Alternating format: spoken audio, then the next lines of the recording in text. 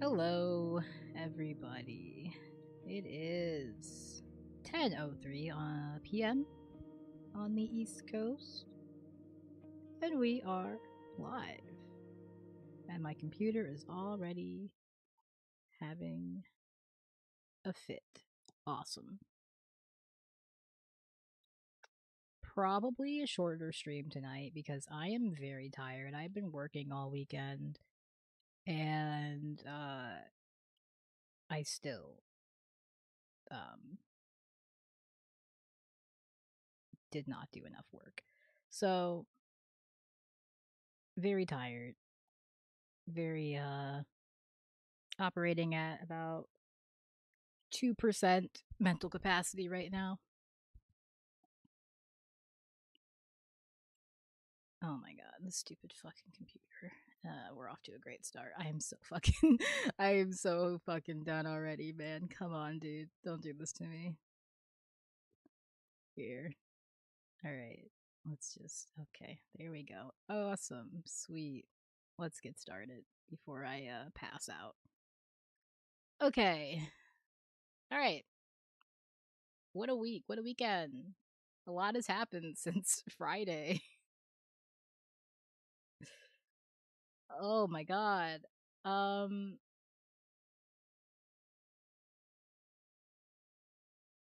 oh man. Oh, there's uh,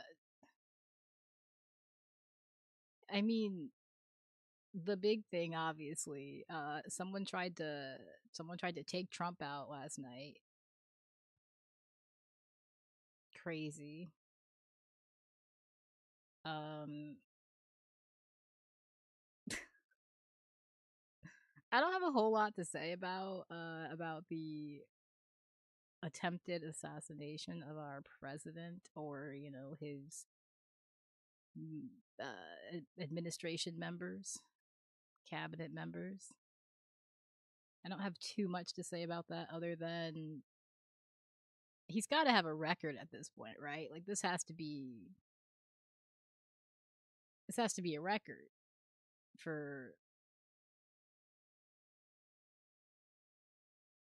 Oh my god.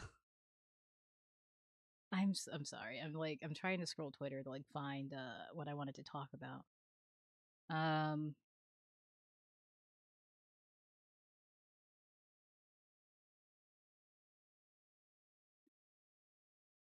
oh brother. There's just so fucking much. I really mostly wanted to talk about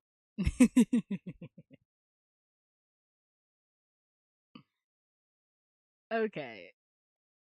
If I get to one thing tonight, because I am serious about this probably being a shorter stream, I'm very tired. My eyes are closing as we speak. I am fighting to stay awake right now.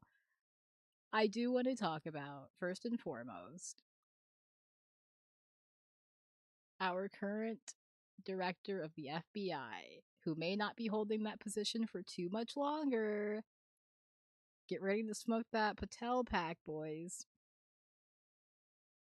Things are looking bad for Cash. Things are looking real bad for Cash. Not just because he got caught, not just because it's been going around that he's a bit of a lush, he's got a bit of an alcohol problem, which we already know Trump doesn't fuck with. Trump is not a fan of alcohol. He's got, his brother was an alcoholic, he doesn't like it. He's not a fan. I do think he is more likely to fire Cash Patel for that than anything else. Because that is just his personal little gripe, his personal little vendetta, and that's all he cares about is his personal feelings.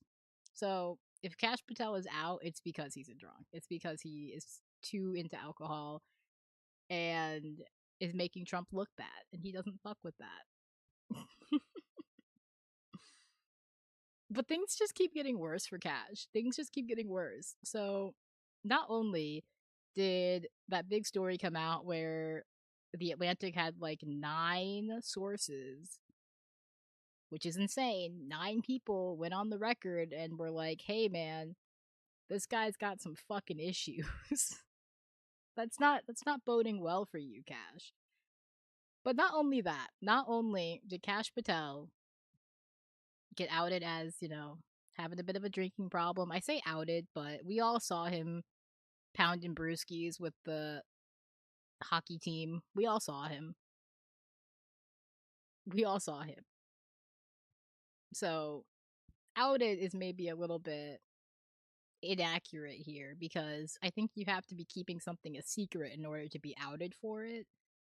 But either way, his business is all over the internet, it's all over the news, and it's getting worse. So not only did they have to get special equipment, request equipment to be able to, break down doors to access Cash Patel when he is white girl wasted and hungover and not answering the door.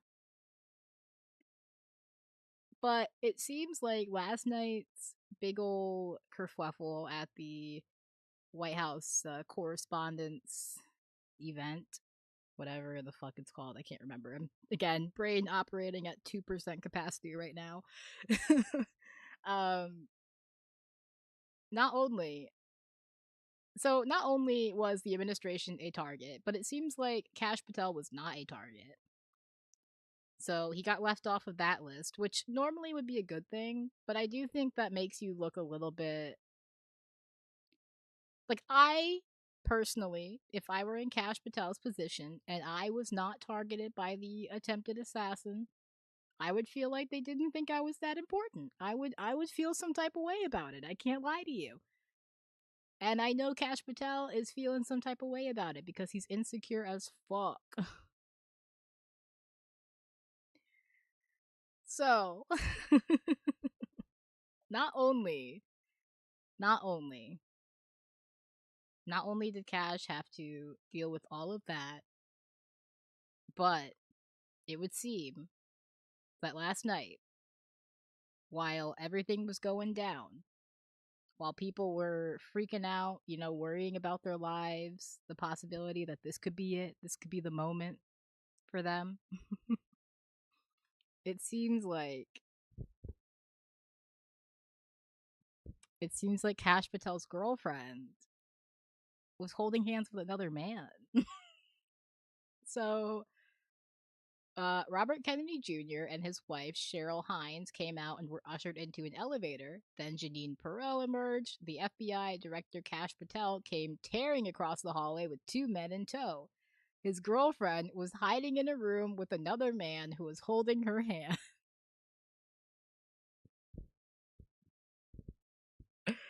Ah! Cash, it is looking so bad for you. This is real. This is real. I choose to believe this shit, not because it's true, but because it's funny. I think it's true. I think it's true. I don't think, I think it's true. I think that Cash Patel is having a real bad time these days. He's probably about to lose his job. He's gonna have an actual freak out moment where he loses his job now. It won't just be he thinks he's locked himself. It won't just be a accidentally locked himself out of the system moment. It will be a oh fuck, I'm actually losing my job moment. So rip Cash Patel. Did think that was very funny though. Did think that was extra hilarious because he's been using resources to fly all around and see the girlfriend, and it's just very what's the word? What's the word? It's just very silly.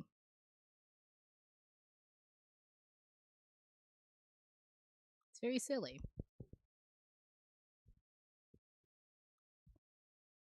So,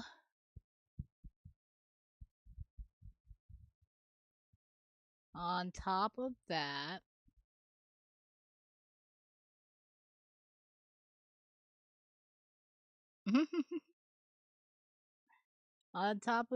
what else do we have today? Other than Cash Patel getting cucked, Cash Patel getting fucking wrecked. From what I understand, the shooter was pretty From what I understand, the shooter, I guess he's a lib. There's some stuff going around. We've got a manifesto. I'm not sure. It looks like he says some stuff. Administration officials, not including Mr. Patel, they are targets prioritized from highest ranking to lowest. This is from the manifesto, I guess, and I do just think it's funny that we have a not including Mr. Patel. Oh man. Oh man. So I guess this is him. Hello everybody. I may have given a lot of people a surprise today. Let me start off by apologizing to everyone whose trust I abused. I just like it's very interesting. On to why I did any of this. I am a citizen of the United States of America. What my representatives do reflects on me. I am no longer willing to permit a pedophile, rapist, and traitor to coat my hands with his crimes. So, that's a little bit of the manifesto there. While I'm discussing this, I'll also go over my expected rules of engagement. Probably in a terrible format, but I'm not military, so too bad. I'm sorry, the way this is written is kind of funny.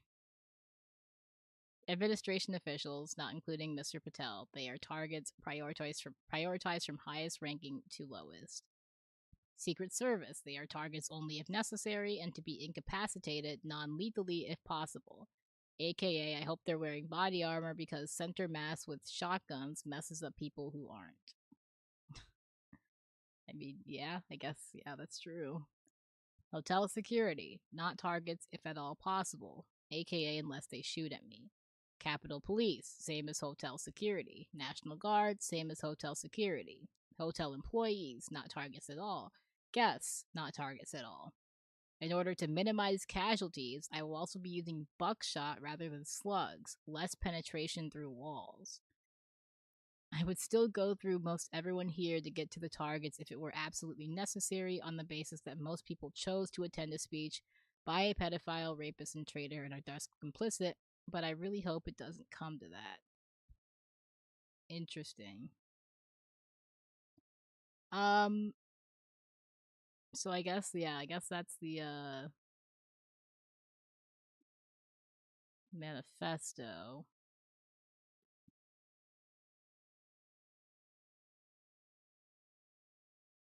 Trump did a little bit of a interview with oh yeah, Trump like fell down and I guess he's trying to paint it as he didn't fall, but he went down. They told him to get down, so he got down. um Oh, they're also all tweeting about the ballroom now. Like this is why President Trump needs to build the White House ballroom. That's from Andrew Colvett. Libs of TikTok said, "This is why we need Trump's ballroom." Jack Posobiec says, thank God President Trump is building a ballroom at the White House." End Wokeness says, "Now you know why the left is suing to block Trump's privately funded White House ballroom." We need the White House ballroom. Meghan McCain, "I don't want to hear one more fucking criticism of Trump's new ballroom at the White House."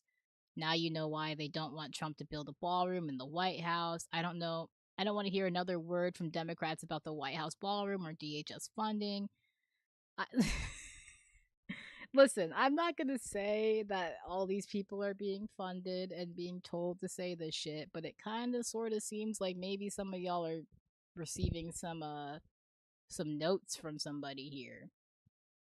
Build the White House ballroom now. We'd better never again hear a peep from anyone complaining about a White House ballroom. Oh, brother. Yep. Yep. Yep. I know the American education system will never have an internet literacy class because it's not the state's interest, but this would be the kind of stuff people should learn before they're allowed to vote. Oh, brother.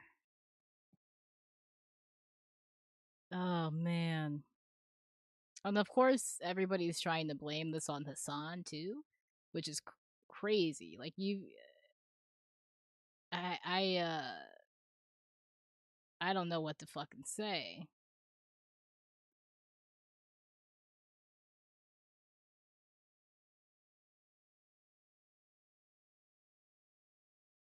Um,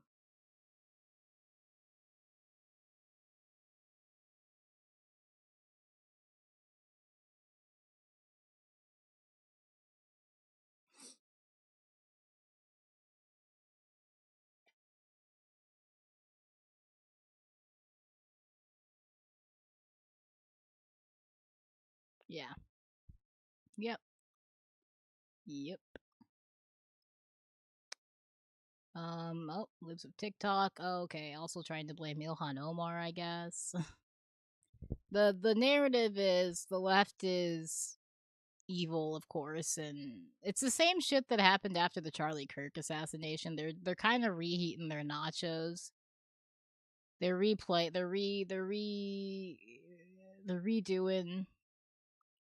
the dance. They're trying it again. I don't know. I don't know. Oh, also they wanted to resume it as normally. This is from like last night, obviously, or this is from. I guess it was last night, wasn't it? Yeah, this is from last night. But you've got them like wanting to resume the dinner. Announcement.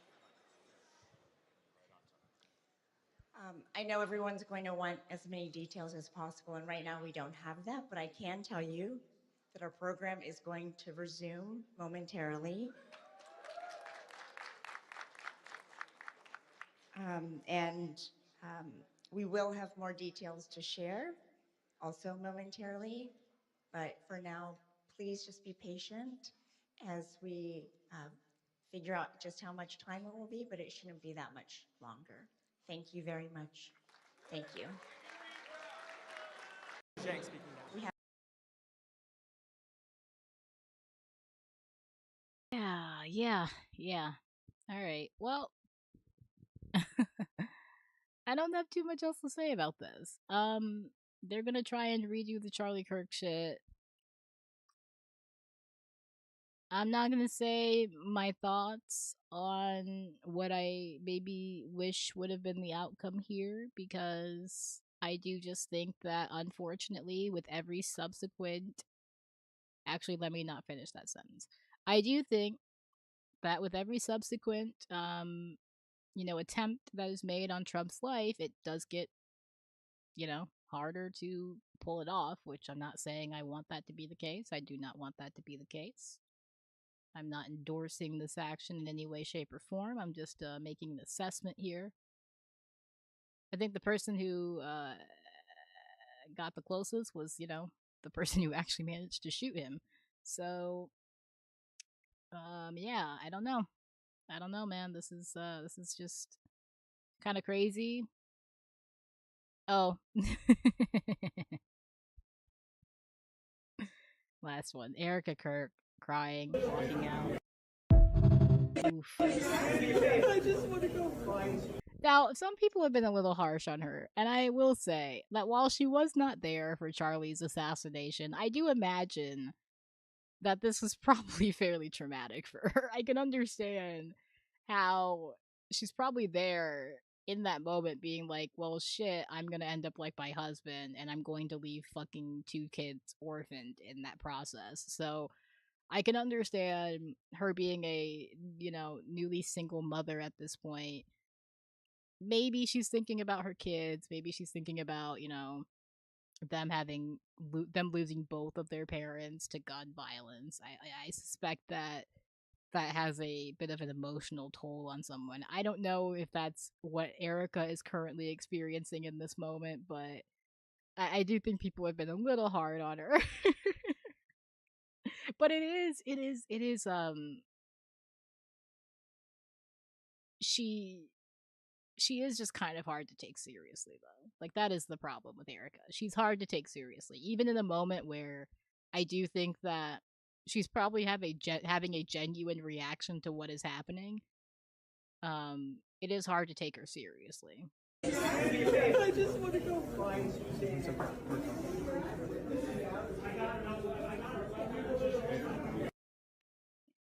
Anyway, I don't know. What is this, like attempt number 4, 5 on Trump's life? Crazy.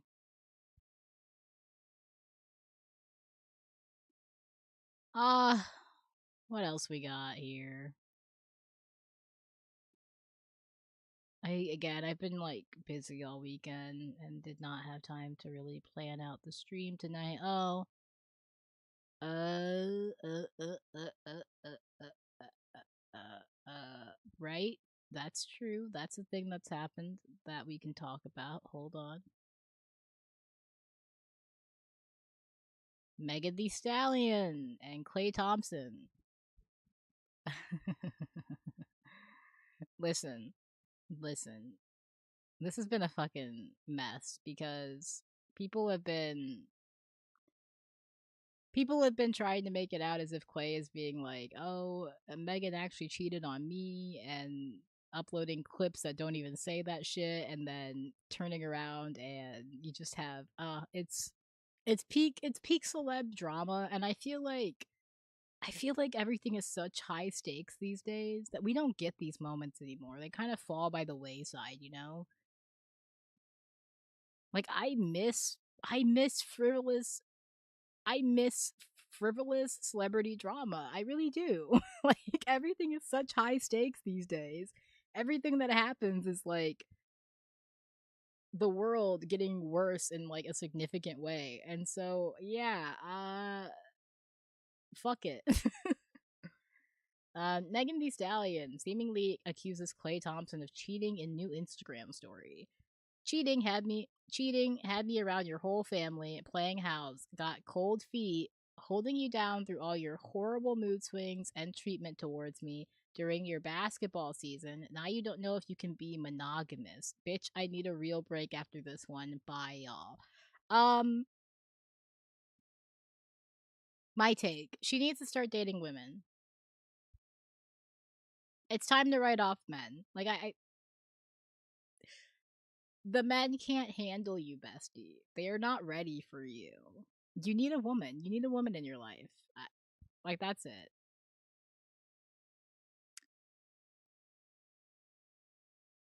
That's it. That's my take. That's my hot take on this one. Women. That is the solution. I'm kidding halfway, but also um crazy. What the fuck? How do you cheat on Megan? You gotta wrap that shit up, dog. Like that's like I'm sorry. And then turning around and you got people being like, actually she's the one who cheated. Like listen, if she cheated, good for her. If she cheated, I support women's rights and wrongs. And honestly, if you catch Megan Thee Stallion cheating on you, like you like she caught you slipping. Like I'm sorry. That's on you, bestie. I don't think she cheated though. If I'm being honest with you. Well, I don't think she cheated. Oh,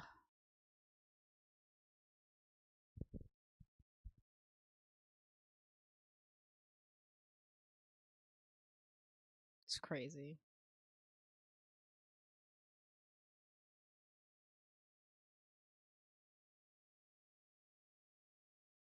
But honestly, Megan has had to deal with so much fucking shit that I'd like for her to catch a break. I'd like for her to catch a break. I'd like for her to have a moment where she's not having to deal with some bullshit. And it's a little unfortunate that she has not had that opportunity. Okay.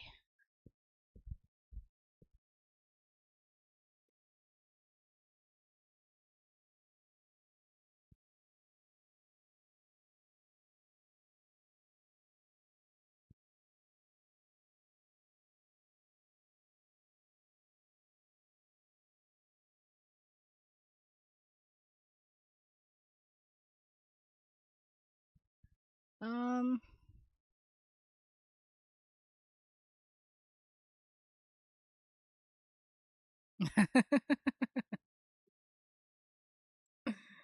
uh Megan Thee Stallion reveals to TMZ that she has broken up with Clay Thompson. I've made the decision to end my relationship with Clay. Trust, fidelity, and respect are non negotiable for me in a relationship, and when those values are compromised, there's no real path forward. I'm taking this time to prioritize myself and move ahead with peace and clarity. Like you gotta take your L's, man. You gotta repent. Holy fuck. That should just be illegal.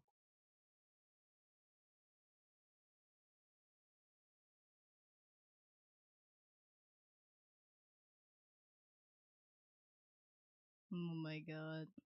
Alright. What else? What else? What else? What else?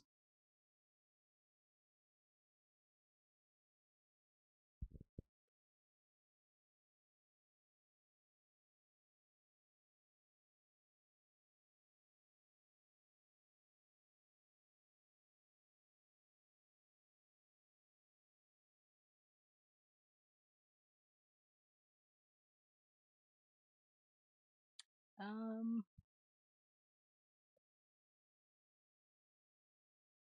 God, there's just like this like the whole timeline is just about the shooting and I'm just so tired. um oh man. I think there was like one more thing I wanted to talk about. Oh my god. I wanted to do a short little stream tonight to give you a little something, cover some things. Uh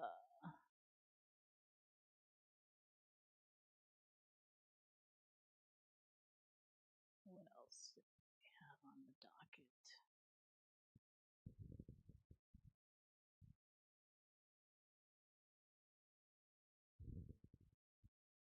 What else did we have on the docket?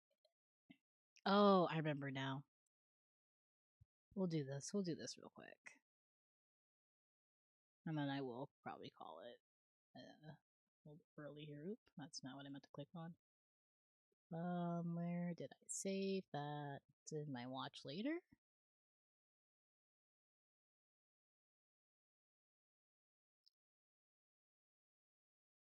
Because you see,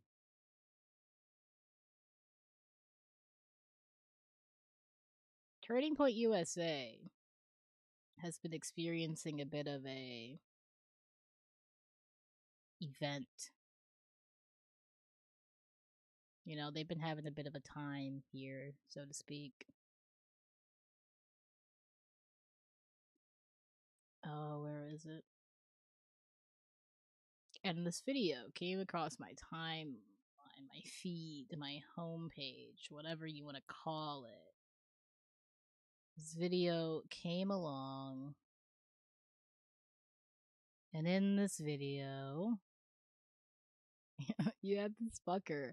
Oh, here it is. You had this fucker. Okay, we're not watching the whole thing because it's 40 fucking minutes long. It's 40 fucking minutes long. But you have this guy.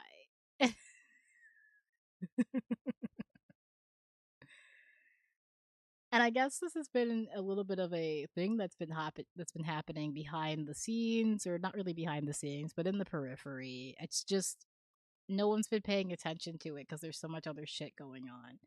But Turning Point USA has been having some issues. And so you have this guy. And it's just when you just look at the setup before we even get started. The video is called Why I Quit Turning Point USA. And he's got quotes from, I guess, Charlie Kirk. The most important thing that we can do is bring people to Jesus Christ. Nobody should be killed over opinions. Rip Charlie Kirk. Let's talk. And then the Make America Great Again hat. Like, I would bet this is a Bible too over here. Like, I can't tell for sure, but I would bet money that's a Bible. All right.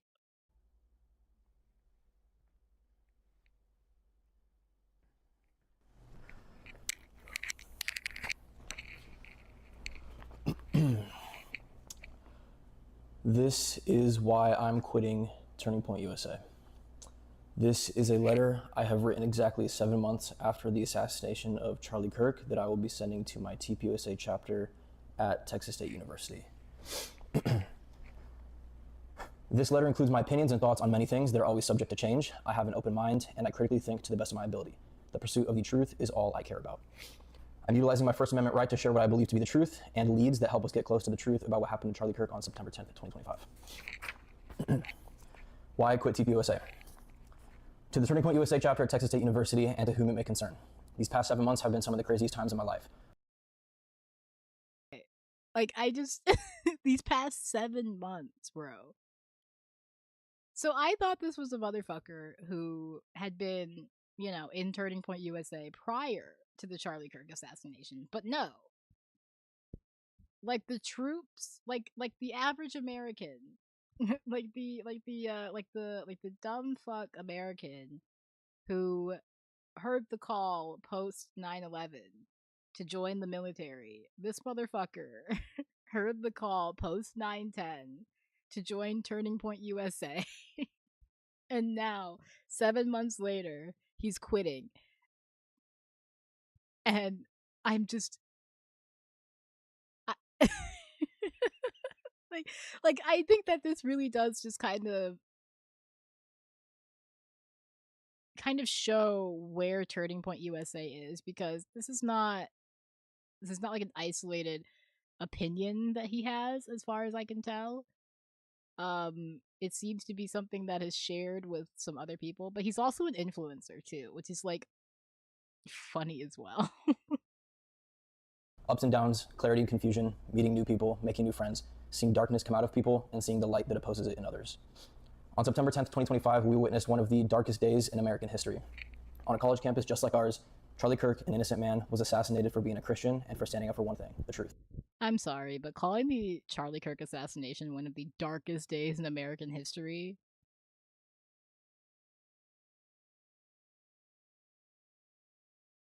I fuck it. Why not? Who gives a fuck anymore, bro? Charlie was the guy that got me into politics, not because he won debates or was cool with Trump, but because of his faith in Jesus and his relentless pursuit of the truth. I watched him for years, and his boldness that was rooted in common sense gave me the confidence to voice my own opinions and talk to others who might disagree with me. On 9/11, the very next day, I joined the TPUSA chapter at Texas State University. Throughout my time involved on campus, especially during our September 15th memorial event, myself and others have received death threats, racist harassment, constant mockery, and a plethora of students, professors, and adults that joyfully cheered for the Wait, racist harassment? Bro, you're white. Oh, oh, is that okay? I said that. I said that, and then I saw that the example he put up on the page: anti-white, extremely racist student harasses TPUSA Texas State University student. You're white, coon, chigaboo, chicken and jiving for the master. Let me be racist. Like this guy, let me react. Like this is his own channel. Like he's like a guy who goes, and talks to students and tries to make them appear as though they're crazy for being anti-fascist or being mad at you for supporting a racist asshole. Like that's his big thing. So the whole like extremely racist student thing, it's like, yeah, you're white. You are white. Like that's the truth, my guy. Like you're white. Are you not white?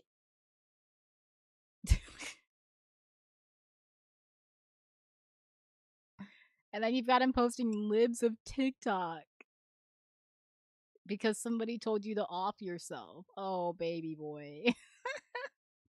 Death of Charlie Kirk. Some of these moments even attracted national media attention. I always knew there was evil in the world, but after seeing how quickly and easily people celebrated someone getting shot in the neck, I then realized that there were a lot more demons in the world than I thought. On September 21st, my dad and I flew to Glendale for the Charlie Kirk Memorial funeral.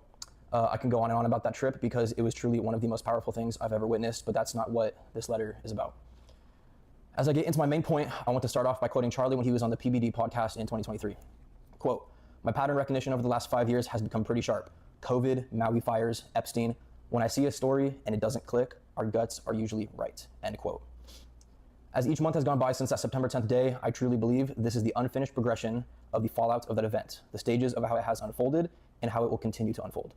Grief, question, suspicion, theory, lead, evidence, conclusion, and ultimately the truth. Right now, I believe we are at a critical crossroads between leads and evidence. What?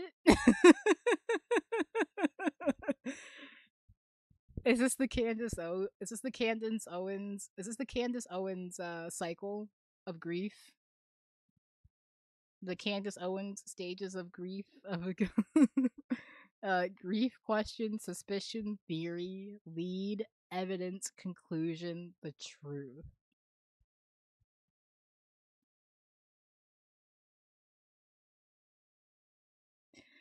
Okay. No, like I'm sorry. You're very so there's been grief. They've now questioned the narrative, the official narrative. They had like I guess I'm confused about what the difference is between question and suspicion. Like that seems like it would be the same stage in my opinion. Like your question and suspicion. I feel like that should be one stage. Like we could get a little bit more efficient with this. So it's, like let's just cut out suspicion. We'll go with grief, question, and then you go to theory. And then I guess you find the lead. And then you search for evidence, and then you come to a conclusion, and then that conclusion leads to the truth. Am I understanding this correctly? I think I got it. My only critique, I guess, is yeah, I would cut out suspicion. That seems a little redundant. We live in a sick world that hates the truth. We're up against powerful forces of darkness and a sinister evil that never rests, Satan. I truly believe that there has been a massive worldwide manipulation of the Christian faith surrounding the assassination of Charlie Kirk. This strategy was used to weaponize people's faith in What? Wait, what? Okay, where is this going? Jesus against themselves in order to make people believe a specific narrative. I will call this the all things are possible narrative. This is the narrative that the current Turning Point USA has pushed relentlessly. They want you to believe Tyler Robinson was the lone shooter. They want you to believe that Charlie's bones were so healthy and had a spine like Superman that his neck stopped a .30-06 rifle. Oh, he's a Candace Owens head. He's a Candace Owens head. Oh my god, I love this. I love how just conspiracy theory minded the right is. That they can't even just accept that some guy decided to kill Charlie Kirk. And like, yeah, has there been some somewhat fishy things here and there? Sure. I would personally chalk those up more to the handling of the case and, Kash Patel also being a piece of shit. I would chalk it up to those things as opposed to there being serious, glaring questions in this case. Like, there are some things, sure, that you could maybe be like, hey, is this a little weird? Should we maybe look into this? And maybe we should. But to act like it's crazy to just accept that Tyler Robinson was the killer is kind of silly. Like that's not a crazy outcome. That possibility is not as out of the realm of reality as people seem to want to make it out to be at this point. Oh man. No, he's on some Candace Owens shit. Okay. and it was a miracle that no one else was killed. They don't want any footage from Utah Valley University to be seen, and they have done everything they can to backtrack Charlie's stances on many topics, especially Israel and Iran. If you question or push back against any of this narrative, according to TPUSA and many others who I will mention in this letter, you are a crazy and demonic conspiracy theorist that hated Charlie. I've done extensive research on the 30-06, I've listened to gun experts, former US soldiers, and have done my own research on its capabilities. This weapon is capable of killing any land animal on Earth. This His own research being watching YouTube videos. Like, that's what he did as far as research. includes moose, bears, elk, elephants, buffalo, rhinos, etc. I will now read Andrew Colvette's tweet from X on September 20th in its entirety. I want to address some of the discussion about the lack of an exit wound with Charlie. I'm usually not interested in delving into most of this kind of online chatter, and I apologize, this is somewhat graphic, but in this case, the fact that there wasn't an exit wound is probably another miracle, and I want people to know. I just spoke with a surgeon who worked on Charlie in the hospital, ... He said the bullet, quote, absolutely should have gone through, which is very, very normal for a high-powered, high-velocity round. I've seen wounds from this caliber many times, and they always just go through everything. This would have taken a moose or two down, an elk, etc., end quote. But it didn't go through. Charlie's body stopped it. I mentioned to his doctor that there were dozens of staff, students, and special guests standing directly behind Charlie on the other side of the tent, and he replied, quote, it was an absolute miracle that someone else didn't get killed, end quote. Quote, his bone was so healthy and the density was so impressive that he's like the man of steel. It should have just gone through and through. It likely would have killed those standing behind him too, end quote. In the end, the coroner did find the bullet just beneath the skin. Even in death, Charlie managed to save the lives of those around him. Remarkable, miraculous, end quote. Andrew Colvette, September 20th, 2025, via X. This is just one of the many ways, especially early on after Charlie's death, that Turning Point USA has used the Christian faith to coerce people into believing their narrative and that there's nothing more to know. No need to ask questions, end of story. Deception does many things. It distorts perception of reality, the truth, reduces critical thinking, hijacks people's emotions easily, manipulates group behavior, rewrites memory of past events, and desensitizes.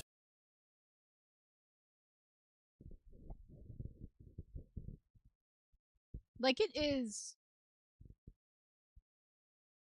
there is absolutely something to be said about the way they tried to paint this whole thing with Christianity and pushing that sort of narrative. But in my opinion, what Turning Point USA is trying to do is push Christianity as hard as it possibly can, as opposed to using Charlie's assassination, as opposed to using Christianity to push the narrative about Charlie's assassination. It's the other way around. They're using Charlie's assassination to push Christianity.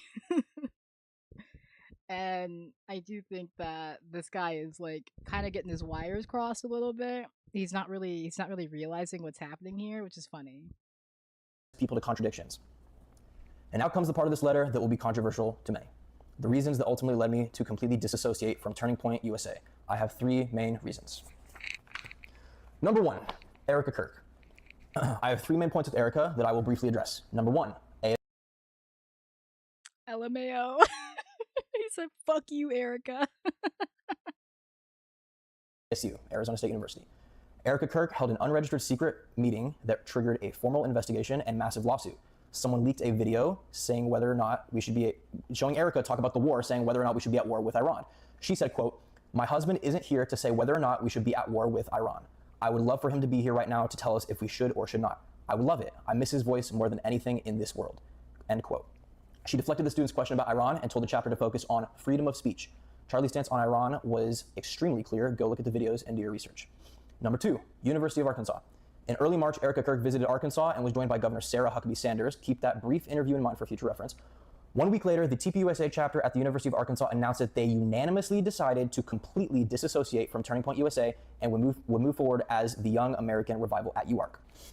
Their chapter president stated, quote, after discussion with my executive board, we have come to the unanimous decision to dissolve our affiliation with Turning Point USA and rebrand our registered student organization under our own label, Young American Revival at the University of Arkansas. This decision was not made lightly. We discussed this for some time, weighing the pros and cons and seeking spiritual discernment. We have many grievances with Turning Point USA, which we will shortly make known to them in private, but I will share only one. We are generally put off by how Charlie Kirk has been used by TPUSA since his assassination. Statements like Charlie would have said and Charlie would have wanted have felt in many instances disingenuous and manipulative. Charlie Kirk cannot speak for himself anymore, and we do not recognize. I mean, I was saying this throughout the whole aftermath of the Charlie Kirk assassination that a lot of their response was going to be fairly off putting to the more like the more Christian people. Like you have to tread a very, very fine line when it comes to Christianity and portraying people as these holy figures. It gets to it like there is obvious like there are there are commandments that make it very tricky to walk this line. Like you have to be very careful. You can make Charlie out to be a martyr, but you can't make him out to be this religious figure, this like saint, um, without it coming off and putting a bad taste in the average Christian's mouth. Because in their mind, they're gonna start looking at that shit as a violation of like the First Amendment, the Second Amendment, the amendment, commandment, the First Commandment, and like the Second Commandment. Like they're gonna start looking at that shit as violating those, like usually the First Commandment. You know, like don't put another god before me, that kind of thing. Don't make false idols, that kind of thing. Like it's just it starts to make it so that they, while I don't think it's out of a devotion to their faith, I think it's more of a superficial when it comes down to like the commandments and sticking to them and being outwardly sort of religious about it. Um Sticking to like the first commandment and stuff like that. Those are easy, you know. Those are easy ones to sort of judge people for. So I do think that it does kind of trend. It does kind of tread from that, and you see a similar thing with Trump painting himself as Jesus. You know, it's like it puts a bad taste in the average Christian's mouth, and it turns them off. Recognize the way others have attempted to speak for him. Though the one thing I always took away from my interactions with Charlie was the importance of being your own man or woman. Sometimes that means making tough decisions, just like this one. That was Dino Fantagrossi, a 5-year TPUSA member at the University of Arkansas. Dino in his chapter also stated that they believe TPUSA is lost sight of conservative values and what is truly important. Quote, we are no longer focused on our guiding North Star, that is, fighting for conservative policy, principles, and values. Instead, it feels we have become consumed with metrics, creating the next viral cultural moment. We have become reactionary when we need to be proactive, end quote. This entire situation and the boldness of that chapter is one of the main reasons I'm writing this letter today.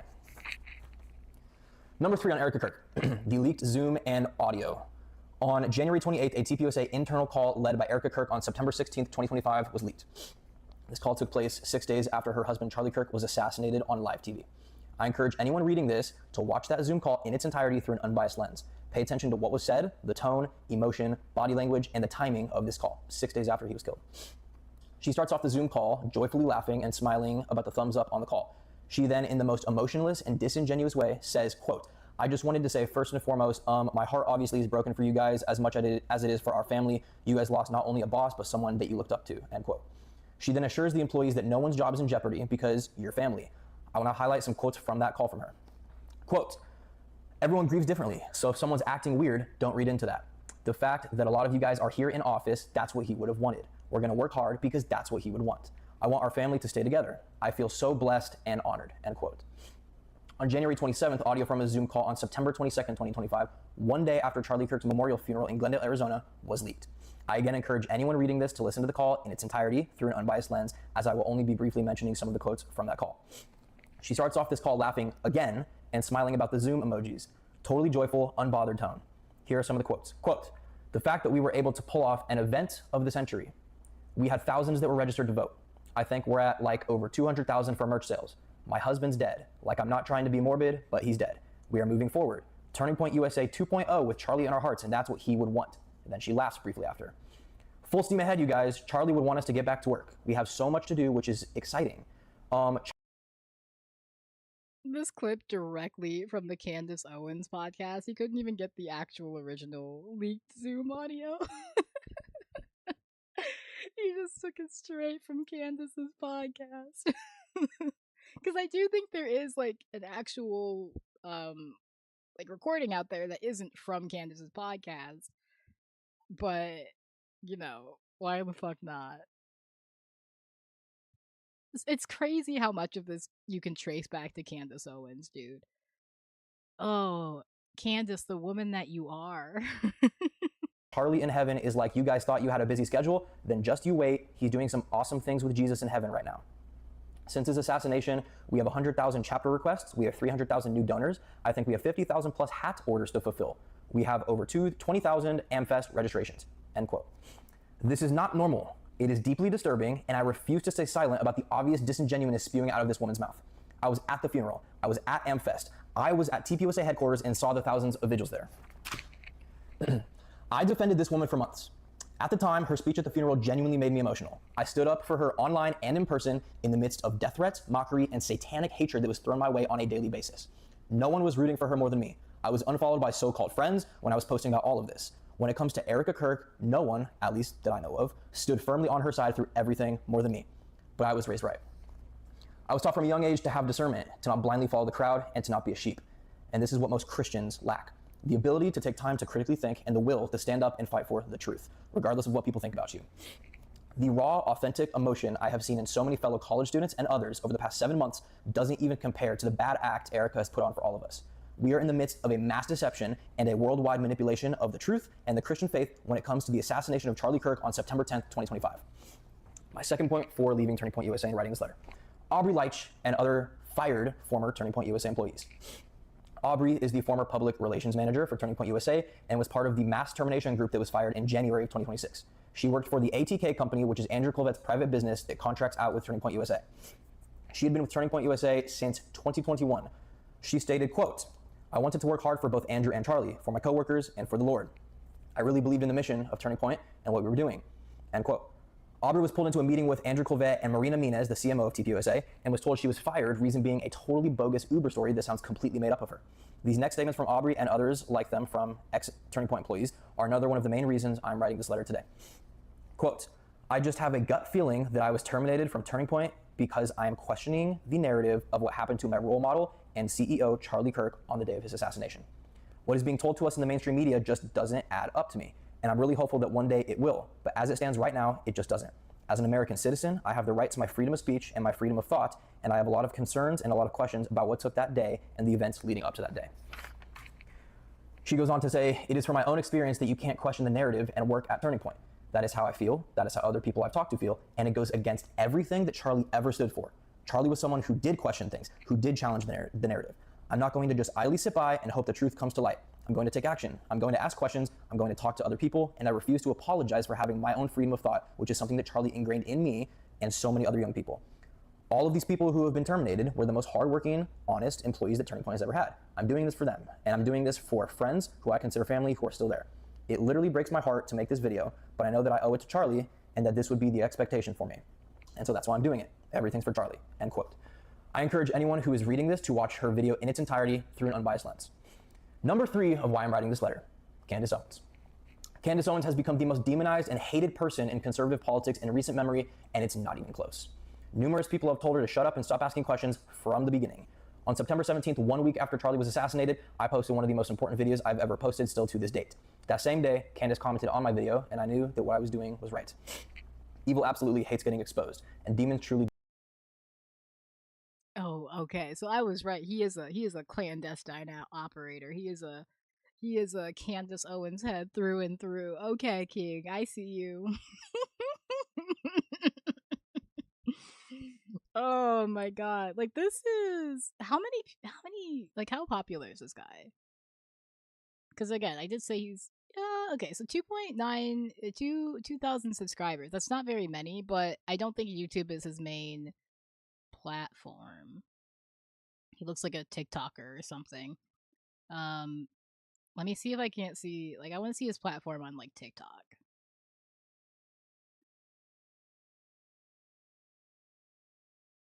Like, I want to see. Are you gay or straight? What the fuck? I want to see how much this man is bringing in. Like, in terms of, like, people. Like, is it called Let Me React? Maybe Instagram? I don't know if I have,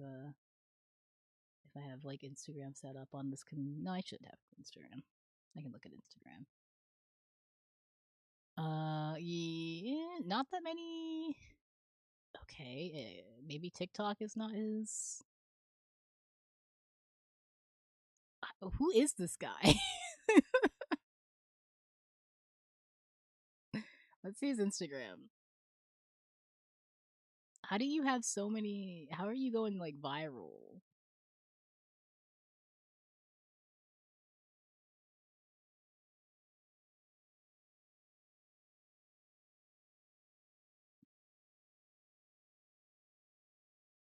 Okay, that's a little bit better, I guess. 17K on Instagram.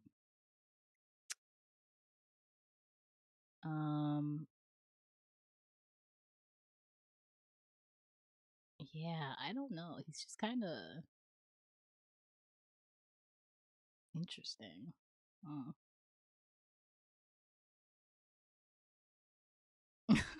Okay.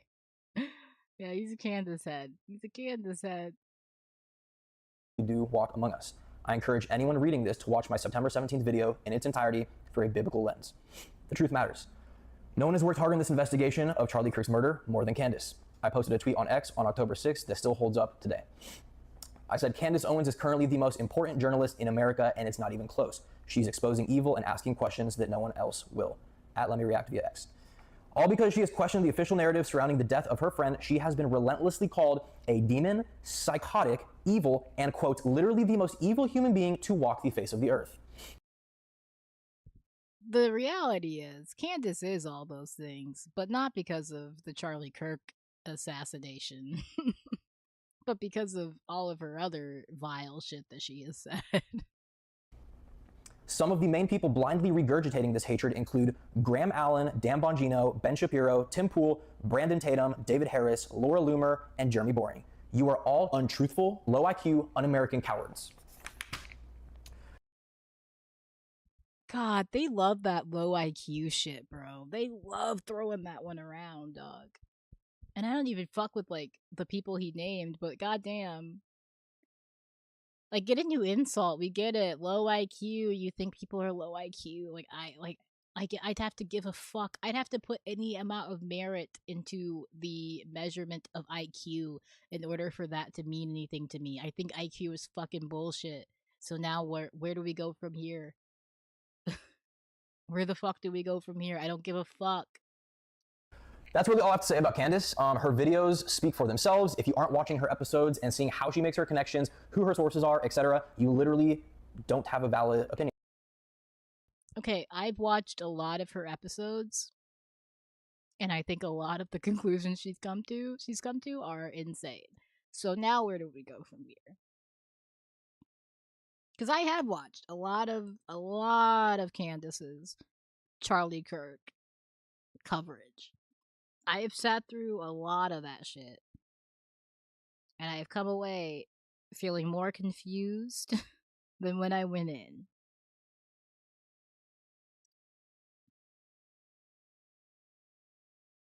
But I have watched them.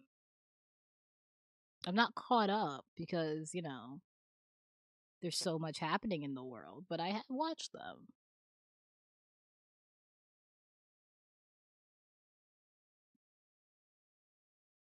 About her. God, he has notifications on too. Look at this. Look at this. He's a Candace fucking fan. He's got the notifications on, bro. Watching out of context 10-second clips and saying how dare she attack a widow with children makes you an untruthful, low IQ human being. Being a widow. Low IQ again, twice in less than a minute. Are you Trump? Like, are you Donald Trump? Widow and having children does not exempt you from being guilty of something. It's all embarrassing. I genuinely feel like people think this is a game, like it's a form of entertainment to see who's right versus who's wrong. This is real life. This is the investigation of an assassination that, in my opinion, changed the course of American history. I've said this from the very beginning. Is Candace going to be right about every theory she has? Of course not. But it is far better to search for the truth and expose evil people compared to staying silent and doing nothing with the fear of dividing or offending. It is weak, it's cowardly, it's ignorant, and it's something that will expose darkness in the hearts and minds of people. Luke 8:17 says, "For nothing is secret that will not be revealed, nor anything hidden that will not be known and come to light."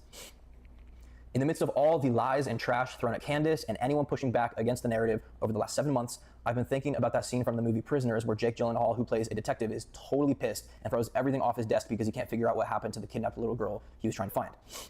He kept hitting dead ends. He felt like he had dug himself. The movie reference.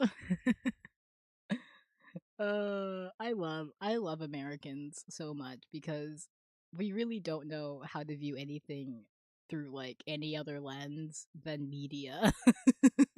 Through like movies and television. Anytime anything happens, it's like, oh, it's just like that one time on that one show. In a hole of hopelessness because he couldn't solve the case. He had evidence, he had leads, but he was pissed because he couldn't get to the bottom of it until something clicked. Evidence that was initially overlooked started making sense. He was connecting dots and he was able to take down some evil people because it was finally making. Like, you're talking about the plot of a movie. This is a movie. Like, it's written. You know, there are beats. Like, there's a plot that plays out. Real life is not written like a movie.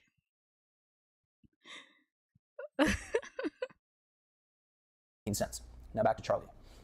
In an investigation, most of the time you're going to have theories that don't end up being true. But without asking those questions, without failing, it's impossible to get to the truth.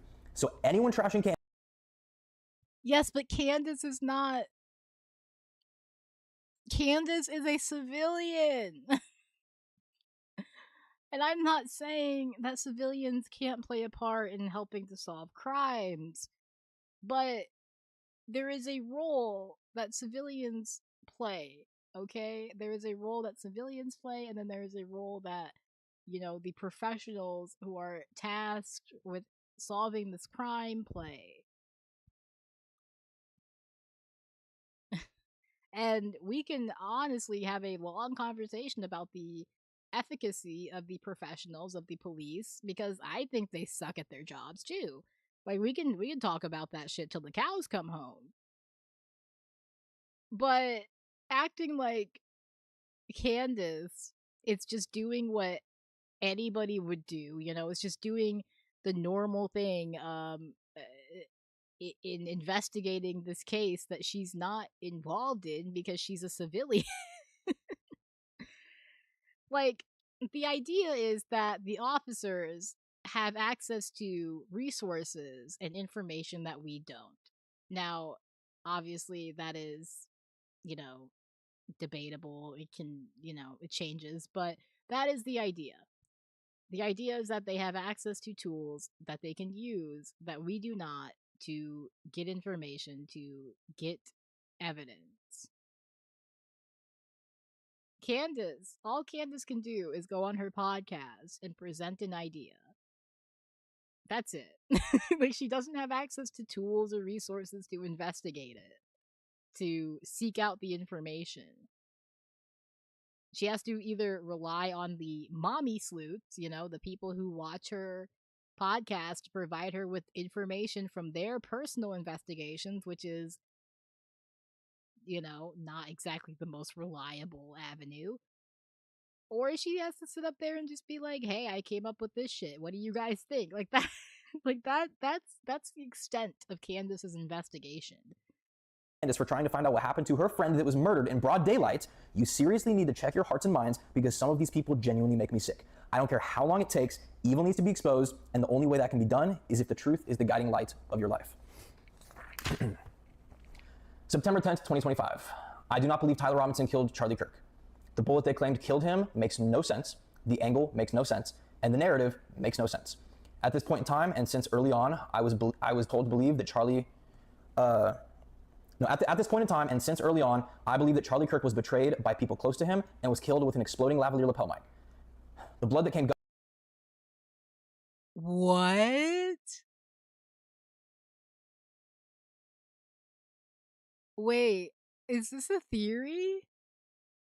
Is this a theory that they have? That it wasn't even a bullet? That it was an exploding lapel mic?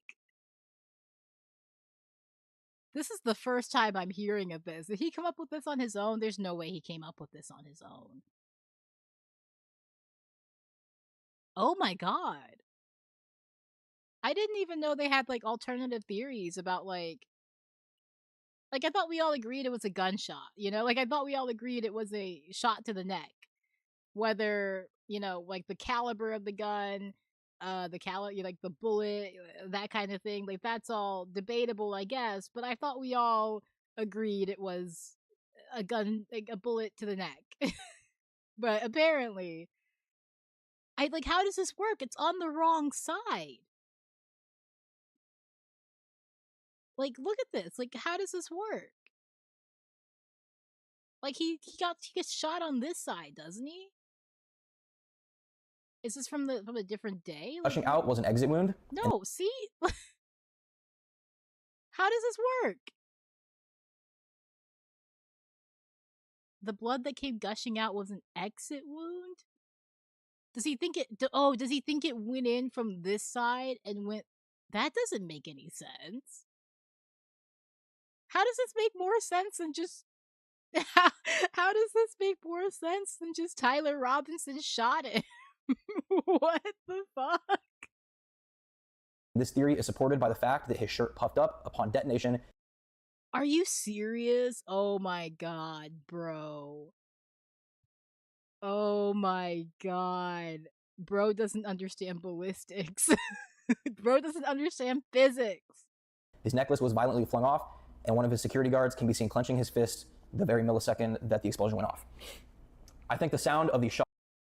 Does he think what do the comments have to say? You got some backbone, kid. This is going to be heard everywhere, and it took some bravery, that's for sure.